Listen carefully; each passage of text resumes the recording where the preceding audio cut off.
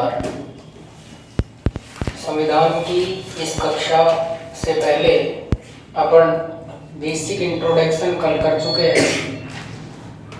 जिस तरह मूल अधिकारों में से सामान्य रूप से एक प्रश्न आता है, तो आपने कई एग्जाम दिए हैं, इन रेटों का भी लगभग एक प्रश्न शो हो रहा है। अब रिट कह दे या याचिका कह दे, संवैधानिक उपचारों का जो अधिकार है, आपने अनुच्छेद 32 को पढ़ा है। हाईकोर्ट के लिए अनुच्छेद 226 की चर्चा की थी। आपसे पहला प्रश्न तो यह है कि संवैधानिक उपचारों का जो अधिकार है, यानी स्रोत है, किस देश से लिया है हमने संवैधानिक उपचारों का अधिकार? यह हमने लिया है यूएसए से, यानी कहां से लिया? अमेरिका से लिया है। और ये जो संवैधानिक उपचारों के अधिकार के तहत हम क्या लगाते हैं? रिट लगाते हैं। ये रिट की विचारधारा ली है यूएसए से। और रिट कौन सी भाषा का शब्द है? क्वेश्चन पूछा जाता है, रिट कौन सी भाषा का शब्द है? तो रिट लैटिन भाषा का शब्द है। आप लिखते जाएं, रिट कौन सी भाषा का शब्द है? लैटिन भाषा का। अनुच्छेद 32 के तहत कितने प्रकार की रिट जारी करते हैं? 5 प्रकार की रिट जारी करते हैं। नंबर 1 इसमें आपने पढ़ा था बंदी प्रत्यक्षीकरण। बंदी प्रत्यक्षीकरण। अपन से प्रश्न पूछे तो कहां से लिया? यूएसए से लिया। इसके तहत रिट जारी करता है सुप्रीम कोर्ट। कितने प्रकार की? 5 प्रकार की। रिट कौन सी भाषा का शब्द है? लैटिन भाषा का। बंदी प्रत्यक्षीकरण को क्या कहते हैं? Habeas corpus. हेबियस कॉर्पस का मतलब यह है कि आपको सशरीर 24 घंटे के भीतर न्यायालय के समक्ष क्या करना है? प्रस्तुत करना है। तो आप लिखेंगे कि विरुद्ध व्यक्ति को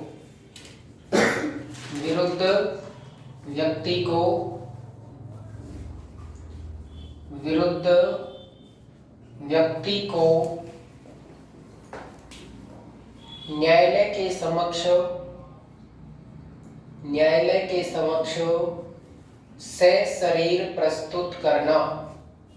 न्यायालय के समक्ष सशरीर प्रस्तुत करना।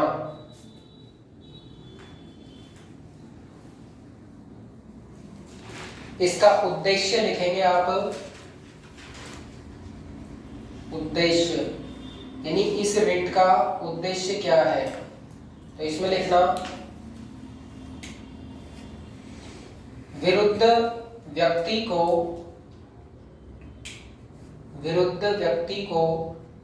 न्यायालय के समक्ष प्रस्तुत करने की आवश्यकता ही नहीं। विरुद्ध व्यक्ति को न्यायालय के समक्ष प्रस्तुत करने की आवश्यकता ही नहीं, विरोध की वैधता।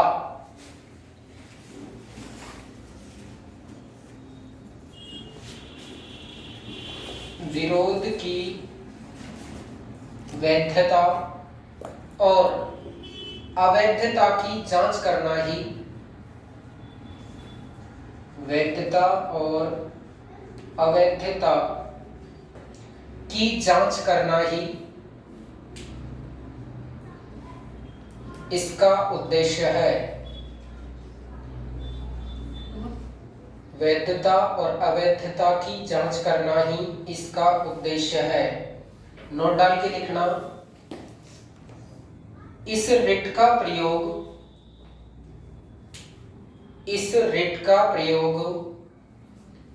जेल में किए गए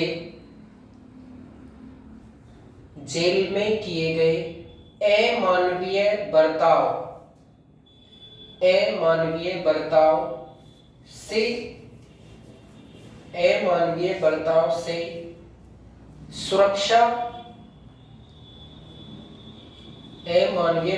से सुरक्षा के लिए भी है।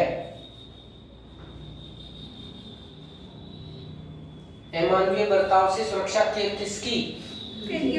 जिसको बंदी बनाया गया है। नेक्स्ट, फिर आप नोट डाल के लिखना, आवेदन कौन कर सकता है? आवेदन कौन कर सकता है? किसके लिए? इस रिट के लिए, यानी बंदी प्रत्यक्षीकरण वाली रिट के लिए आवेदन कौन कर सकता है? तो इसमें लिखना विरुद्ध व्यक्ति से अन्य भी, विरुद्ध व्यक्ति से अन्य भी आवेदन कर सकता है। विरुद्ध व्यक्ति से अन्य भी आवेदन कर सकता है। विरुद्ध व्यक्ति यानी अभियोगी जिसको बंदी बनाया है, उसके अलावा भी कोई भी व्यक्ति, जिसको आप कई बार नॉर्मली रूप से जमानत बोलते हैं, वो थाने से ही ले आते हैं कई बार, उस रूप में है। फिर लिखना परंतु यदि न्यायालय द्वारा बंदी किया गया है, न्यायालय द्वारा बंदी किया गया है, तो यह रिट मान्य नहीं है। न्यायालय द्वारा अगर बंदी किया गया है तो यह रिट मान्य नहीं है। कहने का मतलब समझ गए? न्यायालय ने खुद के आदेश से अगर उस व्यक्ति को बंदी बनवाया है तो उसके ऊपर आप बंदी प्रत्यक्षीकरण नहीं लगा सकते। नेक्स्ट हेडिंग डाल देंगे दूसरी रिट, जिसका नाम है अधिकार प्रच्छा। अधिकार प्रच्छा एक साइकोलॉजी में और होता है प्रच्छा प्रशिक्षण। प्रच्छा प्रशिक्षण प्रतिमान किसने दिया? प्रच्छा प्रशिक्षण प्रतिमान आपके लिए ऑप्शन भी है, आप बाद में भी दे सकते हैं। एक तो है सचमैन और एक है सकवाब।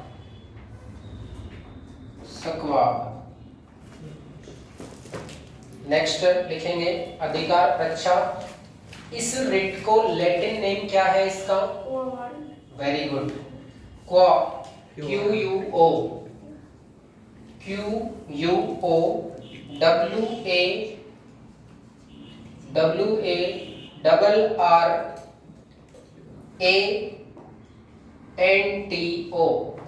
WARRANTO, क्वा वारंटो।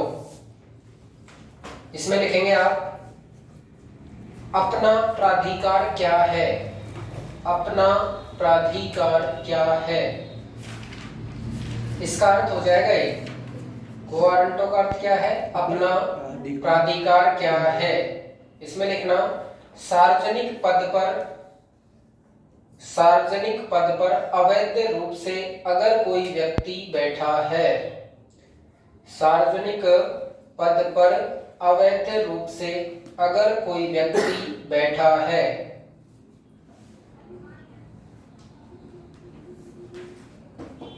तो उससे पूछने का अधिकार है कि जब ये आपके अधिकार क्षेत्र का दायरा नहीं है तो आपने आपके अधिकार क्षेत्र से यानी अपने दायरे से बाहर जाकर ये कार्य क्यों किया। नेक्स्ट तीसरी रिट आप डालेंगे कौन सी? परमादेश।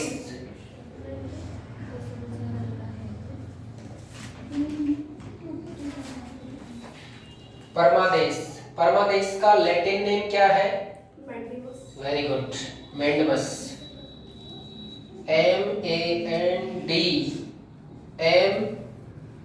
MANDMAS या US?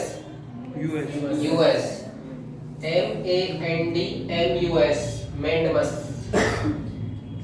परमादेश का अर्थ लिखो। कई एग्जामों में पूछा हुआ है, हालांकि फर्स्ट ग्रेड में भी पूछा हुआ है। इसका अर्थ होता है हम आदेश देते हैं। हम आदेश देते हैं।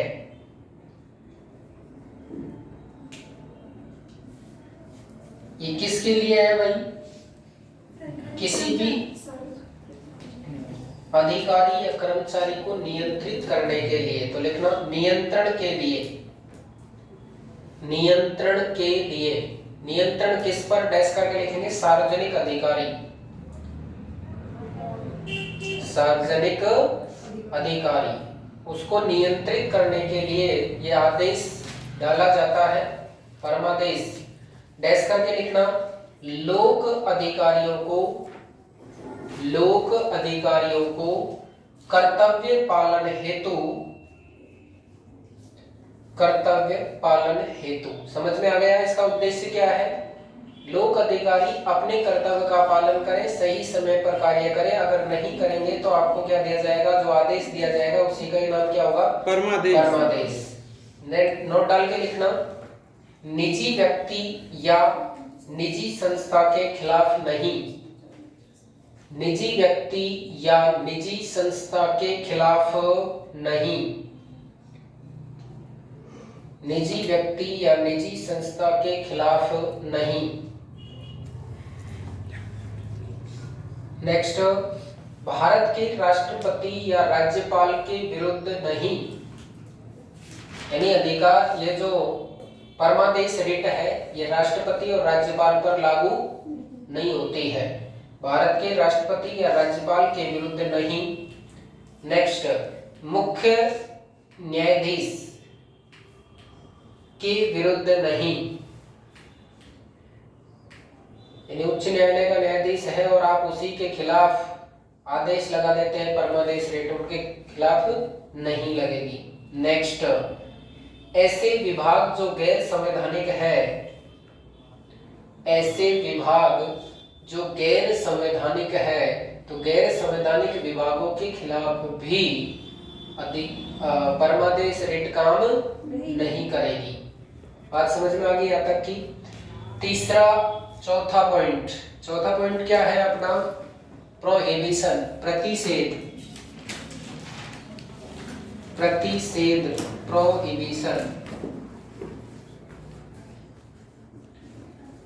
Prohibition.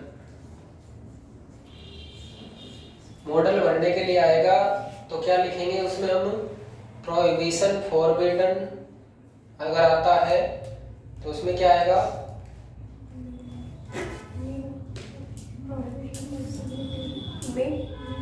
Prohibition, forbidden, not allow आदि कहते हैं मस्ट नॉट। प्रोहिबिशन आएगा तो क्या करेंगे? Must not. हाँ जी, तो प्रोहिबिशन लिख लिया आपने, इसका अर्थ लिखना रोकना।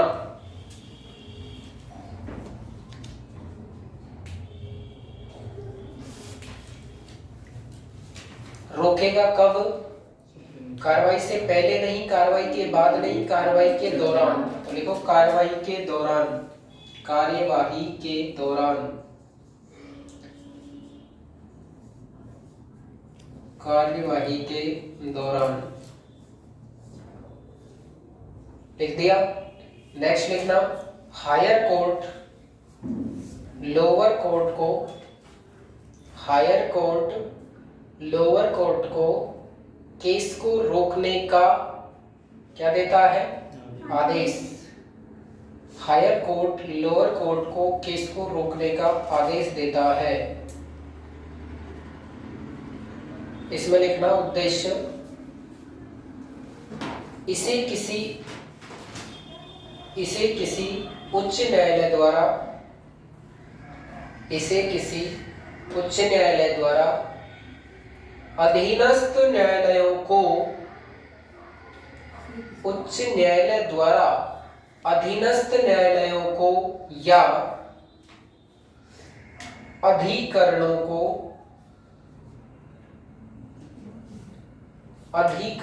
को अपने न्याय क्षेत्र से, अपने न्याय क्षेत्र से उच्च न्याय कार्यों को, उच्च न्याय कार्यों को करने से रोकने के लिए, उच्च न्याय कार्यों को करने से रोकने के लिए जारी किया जाता है। यानी जो न्यायालय है वो अपने अधिकार क्षेत्र से बाहर जाकर किसी प्रकार का कोई कार्य ना करे। अगर कोई कर्मचारी अपने अधिकार क्षेत्र से बाहर जाकर कार्य कर रहा है तो, और न्यायालय अपने अधिकार क्षेत्र से अगर बाहर जाकर कार्य कर रहा है तो प्रतिषेध। बात समझ में आ गई? नेक्स्ट नोट डाल के लिखना, प्रतिषेध संबंधी रिट केवल, प्रतिषेध संबंधी रिट केवल न्यायिक एवं अर्धन्यायिक, न्यायिक एवं अर्धन्यायिक प्राधिकरणों के विरुद्ध, न्यायिक एवं अर्धन्यायिक प्राधिकरणों के विरुद्ध ही जारी किए जा सकते हैं। न्यायिक एवं अर्धन्यायिक प्राधिकरणों के विरुद्ध ही जारी किए जा सकते हैं। फिर एक नोट डालना, यह प्रशासनिक प्राधिकरणों, यह प्रशासनिक प्राधिकरणों, विधायी निकायों, विधायी निकायों एवं निजी व्यक्ति या निकायों के विरुद्ध, या निकायों के विरुद्ध उपलब्ध नहीं है। अरे केवल आप इतना सा याद रखना है, केवल और केवल किसके लिए? न्यायिक संस्थाओं के लिए है। न्यायिक संस्थाओं से बाहर जाकर ये बिल्कुल भी नहीं है। न्यायिक संस्थाओं को भी कार्य का दायरा दिखाने के लिए है कि आप आपके अधिकार क्षेत्र से बाहर जाकर कार्य ना करें। नेक्स्ट, यह एक न्यायिक रिट है, यह एक न्यायिक रिट है जो अधिकारिता से बाहर, जो अधिकारिता से बाहर कार्य करने पर लगाई जाती है। यह एक न्यायिक रिट है। क्वेश्चन पूछा जा सकता है पांचों रिटों में से कौन सी रिट न्यायिक है? यह एक न्यायिक रिट है जो अधिकारिता से बाहर कार्य करने पर लागू होती है। अधिकारिता से बाहर कार्य करने पर लागू होती है। नेक्स्ट एंड अंतिम रिट कौन सी? उत्प्रेक्षण।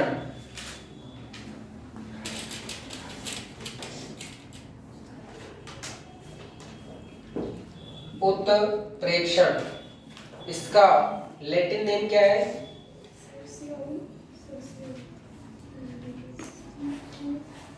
सेर्टियोरी, CERTIORARI।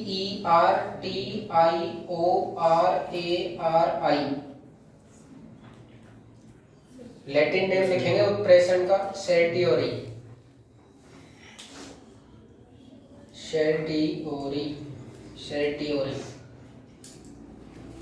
इसका अर्थ क्या होता है?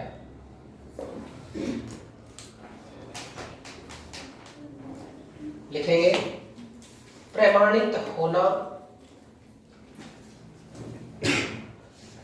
प्रमाणित होना या सूचना देना, प्रमाणित होना या सूचना देना। मैंने एक बात बताई थी कल आपको कि कोई विवादित मामला है तो विवादित मामले को क्या कर देंगे, ऊपर वाला कोर्ट नीचे वाले कोर्ट को रोकने का आदेश देगा तो वो तो हो जाएगा क्या, प्रतिषेध। लेकिन वो मामला सुलझेगा तो सही, सुलझेगा तो उसको दूसरे कोर्ट में ले जाना पड़ेगा, चाहे तो ऊपर वाले कोर्ट में ले जाए चाहे समकक्ष किसी दूसरे हाई कोर्ट में ले जाए। तो लिखना उच्च न्यायालय द्वारा, उच्च न्यायालय द्वारा। अब दोनों में से जो उच्च होगा उसको, जैसे सुप्रीम कोर्ट है जो हाई कोर्ट को दे सकता है, हाई कोर्ट अपने अधीनस्थ को दे सकता है। तो उच्च न्यायालय का मतलब केवल हाई कोर्ट मत समझना है, लैंग्वेज समझने की कोशिश करना। उच्च न्यायालय द्वारा अधीनस्थ न्यायालय को, अधीनस्थ न्यायालय को लंबित मामले के, लंबित मामले के स्थानांतरण को, स्थानांतरण को, लंबित मामले का क्या करना है कुल मिलाकर, स्थानांतरण। अंडरलाइन करो इस बात को, लंबित मामले को स्थानांतरण। आगे लिखना को सीधे या पत्र जारी कर, सीधे या पत्र जारी कर किया जा सकता है या किया जाता है।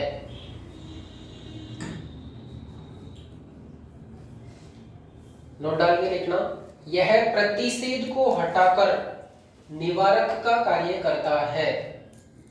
प्रतिषेध को हटाकर प्रतिषेध लगा दिया था पहले, उसको हटाकर निवारक का कार्य करता है। नेक्स्ट, यह निवारक एवं सहायक दोनों तरह का है।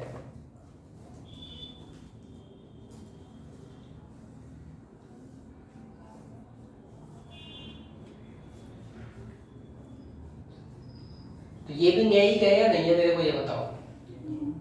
न्यायिक है या नहीं है? है। तो आप हेडिंग डालेंगे प्रतिषेध और उत्प्रेक्षण।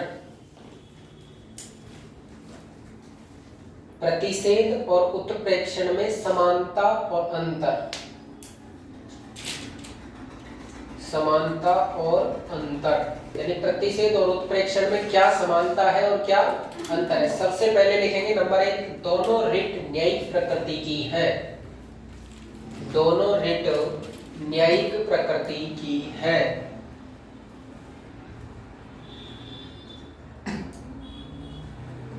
नेक्स्ट लिखना फिर नंबर 2, प्रतिषेध में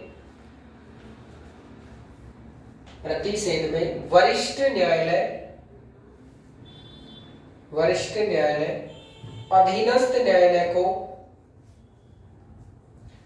अधीनस्थ न्यायालय को उन कार्यवाहियों को आगे बढ़ने से रोक सकता है। उन कार्यवाहियों को आगे बढ़ने से रोक सकता है।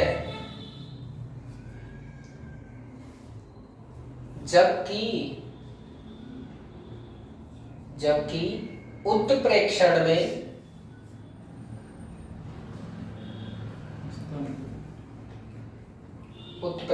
में अधीनस्थ न्यायालय यदि सुनवाई पूरी कर चुका है, अधीनस्थ न्यायालय सुनवाई पूरी कर चुका है या निर्णय दे चुका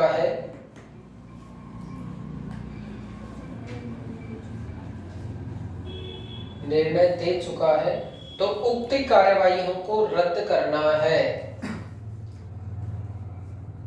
यानी उत्प्रेक्षण रिट ये अधिकार देती है कि अगर अधीनस्थ न्यायालय ने किसी प्रकार से अगर कोई गलत निर्णय दे दिया है तो उस निर्णय को रद्द भी किया जा सकता है अपर न्यायालय द्वारा।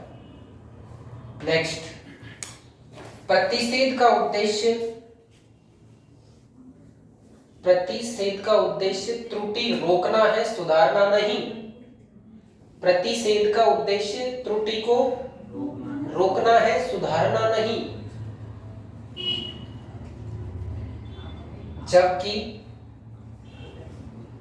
जबकि उत्प्रेक्षण का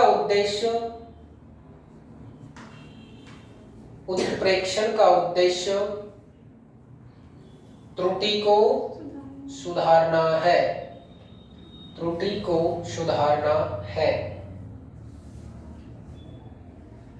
ये बात समझ में आ गई क्या? यहाँ तक ये क्लियर समझ में आ गई? आपको इनके लैटिन नाम जरूर याद रखने हैं। जैसे सबसे पहले है तुम्हारा बंदी प्रत्यक्षीकरण, जिसको क्या बोलेंगे? Habeas corpus.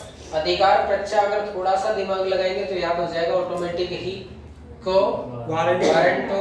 उसके बाद में तीसरा है क्या? प्रोहिबिशन नहीं, परमादेश, बैंडमस, फिर प्रोहिबिशन और फिर सेरिटियोन। क्लियर? क्रम से याद होंगे तो आपको मिलान करने में सुविधा रहेगी, अन्यथा इनमें भी कंफ्यूज हो जाते हैं। आगे बढ़े। भारतीय संविधान का अनुच्छेद 32 अकेला 32 नहीं है, इसके साथ 32(1), 32(2), 32(3), 32(4) बात समझ में आई? तो आप हेडिंग डालेंगे अनुच्छेद 32(1). अनुच्छेद 32(1)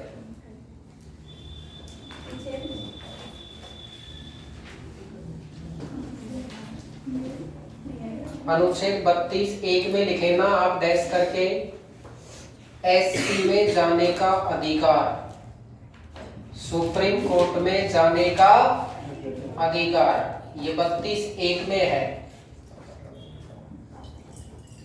सुप्रीम कोर्ट में जाने का अधिकार। फिर है 32(2), सुप्रीम कोर्ट को 5 रिट जारी करने का अधिकार। सुप्रीम कोर्ट को 5 रिट जारी करने का अधिकार। फिर है 32(3), संसद अन्य न्यायालयों के लिए भी, संसद अन्य न्यायालयों के लिए भी कानून बना सकती है। संसद अन्य न्यायालयों के लिए भी कानून बना सकती है। नंबर 1 सुप्रीम कोर्ट में जाने का अधिकार। नंबर 2 5 प्रकार की रिट जारी करने का अधिकार। नंबर 4 लिखना। नंबर 4 अनुच्छेद 32 को,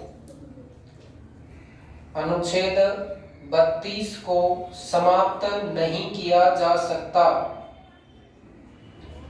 अनुच्छेद 32 को समाप्त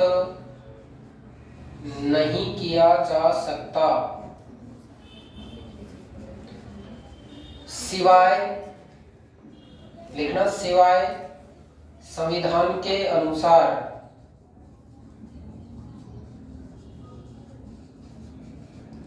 सिवाय संविधान के अनुसार। यानी अपना इतना सा बोल सकते हैं कि कर तो सकता है, लेकिन करेगा कौन? इसके कोष्टक में जो सिवाय लिखा है वह लिखना संसद। अनुच्छेद 32 को समाप्त नहीं किया जा सकता, कर सकती है कौन? संसद। लेकिन कब करेगी? संविधान के अनुसार। और संविधान के मूल ढांचे में किसी प्रकार का कोई परिवर्तन नहीं किया जा चाहिए। क्लियर? Yes sir. 5 प्रकार की रिट। क्वेश्चन क्या पूछेगा? भारतीय संविधान के किस अनुच्छेद में 5 प्रकार की रिटों का उल्लेख है? 32 अनुच्छेद 32(2), अनुच्छेद 32(1), अनुच्छेद 32(2), अनुच्छेद 32(3), अनुच्छेद 32(4), अनुच्छेद 32(2). अभी आसान लग रहा है और डायरेक्ट पहला ऑप्शन लगेगा अनुच्छेद 32 एग्जाम में शो हो रहा है। भारतीय संविधान के अनुच्छेद 32(2) में ही 5 प्रकार की रिटों का उल्लेख है और नाम का उल्लेख ये लिख लीजिएगा। 500 रिटों के नाम, 5 रिटों के नाम का उल्लेख इस तरह लिखो यहाँ पर। 5 रिटों के नाम का उल्लेख भारतीय संविधान के किस अनुच्छेद में है? 32(2). भारतीय संविधान की आत्मा, भारतीय संविधान की दीवार और भारतीय संविधान का हृदय कहा जाता है किसको? अनुच्छेद 32 संवैधानिक उपचारों का अधिकार। किसने कहा? डॉक्टर भीमराव अम्बेडकर ने। क्लियर? भारतीय संविधान का मैग्ना कार्टा किसे कहा जाता है? भाग 3 मूल अधिकारों को भारतीय संविधान का मैग्ना कार्टा कहा जाता है। क्यों कहा जाता है? क्योंकि 1215 में ब्रिटेन के नागरिकों को जो अधिकार दिए गए थे, उन अधिकारों का नाम अधिकार में होकर मैग्ना कार्टा था। इसलिए उस मैग्ना कार्टा से हमारे अधिकारों की क्या की जाती है? तुलना की जाती है। यानी मूल अधिकार, जो मौलिक अधिकार थे वो वहां पर मैग्ना कार्टा था। इसलिए भारतीय संविधान में भाग 3 में प्रदत्त मौलिक अधिकारों को भारतीय संविधान का मैग्ना कार्टा कहा जाता है। बात समझ में आ गई क्या? भारतीय संविधान की प्रस्तावना को भी भारतीय संविधान की आत्मा कहा जाता है। किसने कहा था? ठाकुरदास भार्गव। ठाकुरदास संविधान की कुंजी किसने कहा था? अर्नेस्ट बारकर ने। संविधान की राजनीतिक कुंडली किसने कहा था? के मुंशी ने। संविधान का परिचय पत्र किसने कहा था? एन कालकीवाला ने। और अल्लादी कृष्णा स्वामी अय्यर ने कहा था दीर्घकालीन सपनों का आधार। दीर्घकालीन सपनों का आधार। भारतीय संविधान की प्रस्तावना आपको हूबहू याद है? Yes sir. आप एक बार रिवीजन करेंगे।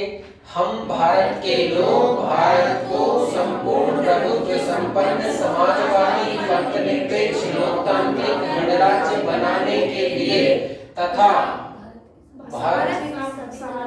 भारत के यानी उसके समस्त नागरिकों को सामाजिक आर्थिक राजनीतिक न्याय विचार अभिव्यक्ति विश्वास धर्म और उपासना की स्वतंत्रता तथा प्रतिष्ठा और अवसर की समता प्राप्त करने के लिए तथा व्यक्ति की गरिमा एकता और अखंडता सुनिश्चित करने की बंधुता बढ़ाने वाली व्यक्ति की एकता अखंडता व्यक्ति की गरिमा राष्ट्र की एकता और अखंडता सुनिश्चित करने के लिए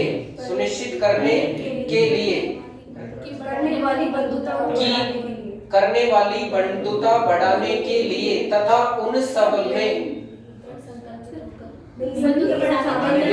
आज